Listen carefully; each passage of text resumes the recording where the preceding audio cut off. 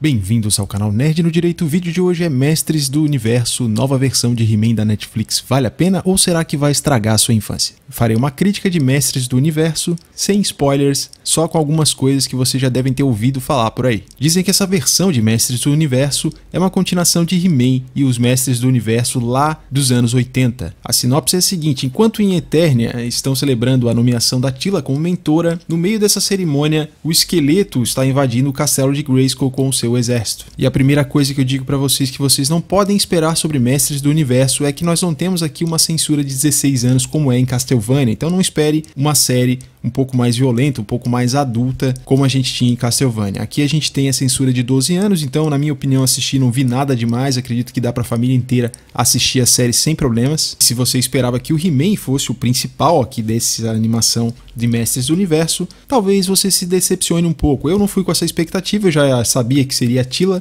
A Teela é sim a personagem principal, mas todos os personagens que participam da série, eles têm seu destaque, inclusive o He-Man. Embora a Teela seja aí uma das personagens principais, não ficou ruim, ficou bem legal, é justificável que ela tenha sido a personagem principal. Só me incomodou um pouco a mudança da Teela e o que ela começou a fazer depois de alguns acontecimentos. Algo que eu não imaginava que a Teela, na personalidade que ela tinha lá na versão de 1980, que ela faria aqui. Eu gostei muito do personagem do mentor aqui, a versão dele ficou muito melhor.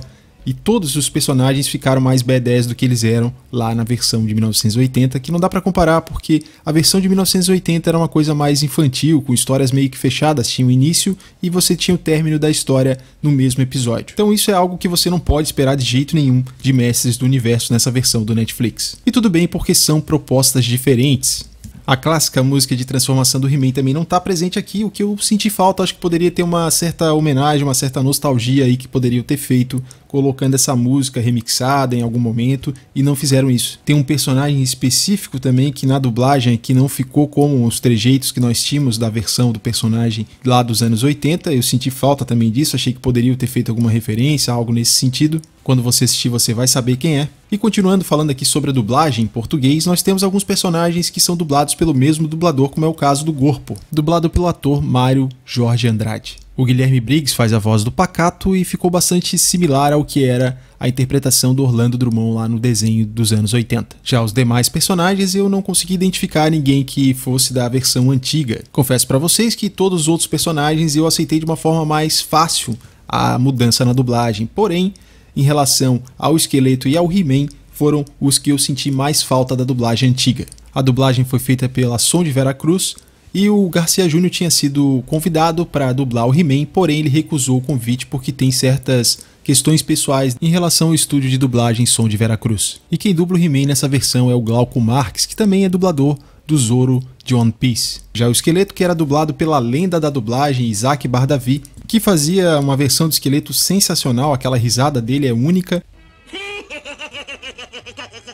E também foi dublador do Wolverine. E na versão atual de Mestres do Universo da Netflix nós temos outro grande dublador bastante conhecido que dublou aí o Nappa, o Mr. Satan e diversos outros personagens, que é o Guilherme Lopes. O Glauco, apesar dele não ter a voz igual a do Garcia Júnior, ele consegue aí alcançar timbres e modulações da voz que às vezes se assemelham bastante à dublagem do Garcia Júnior, fazendo um bom trabalho também aqui nessa dublagem. Já a interpretação e a voz do Guilherme Lopes, na minha opinião, ficou bem diferente do que a gente tinha na versão do Isaac Bardavi. Mas também esse Esqueleto ele não é tão caricato, ele tem outra pegada, então acredito que também combinou e você vai se adaptar a essa nova versão. E só para te deixar no hype, para você ficar bem atento, tem uma surpresa em relação à dublagem que eu achei muito legal e você vai ter que estar bem atento para conseguir identificar essa surpresa, que acontece lá pelo episódio 4. Eu gostei da história da série, acredito que a série não vai estragar a sua infância porque é uma coisa diferente, então você tem que ir com a mente mais aberta, você não pode esperar ver um desenho exatamente igual a gente tinha da versão dos anos 80. A animação também não decepciona, é bastante competente, não é uma coisa espetacular, mas é uma boa animação, com bastante cores nos desenhos, ficou muito bonito. E a história expande um pouco mais o universo, coisas que a gente não via na série lá dos anos 80, não sei se isso apareceu nos quadrinhos, porque eu não li os quadrinhos. É uma boa série, não me surpreendeu tanto assim, eu esperava mais dela. Essa série ela tem só 5 episódios por enquanto